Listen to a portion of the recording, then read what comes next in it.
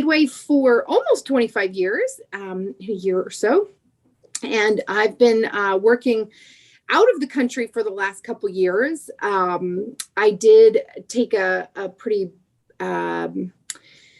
traditional pathway to midwifery. I was a PEP trained CPM, but I took a non-traditional way to get that certification. I first started studying midwifery in Denmark, and then I did a 3-month externship in, 3 months in Jamaica in 1999, and then I was in Mexico in 2005. And I've practiced in many states in the US, and now most recently I have been in Indonesia, Australia, and India.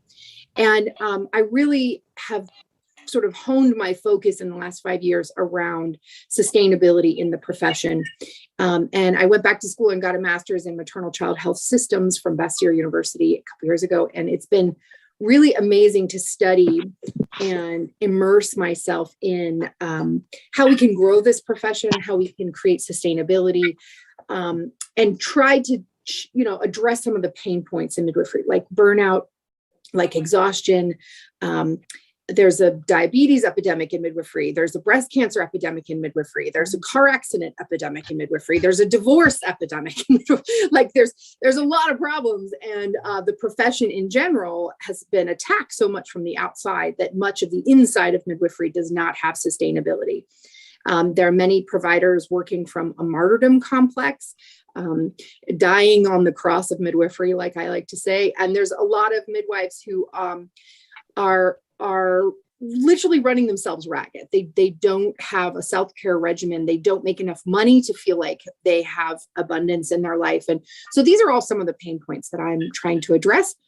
I am the principal director of Midwifery Wisdom Collective, and we're a really fun group of entrepreneurs and educators helping to create these very same sustainabilities and processes. And then I also run a lot of continuing education. I have created numerous continuing ed courses through MEEK and ACNM, and now we're branching out to Australia, UK, and New Zealand. And I have a number of guest educators as well with Midwifery Wisdom. And so we're really excited. We're launching a bunch of courses this year. And my sort of flagship course is defensive charting. So if you've heard of me, you might have heard of that. I have a defensive charting course that has become very popular. And I was just asked to speak at the Gold Midwifery Conference next year on defensive charting. So I'm very excited about that. So that's kind of me. I don't know. What else do you want to chat about? No, I think it's great. I think we've got 7 so far, and I think we've got a small enough group that if they want to speak up or if they feel more comfortable putting their questions in the chat box, I think you and I blend very different styles. You have a very international cloud. I have more of the US base.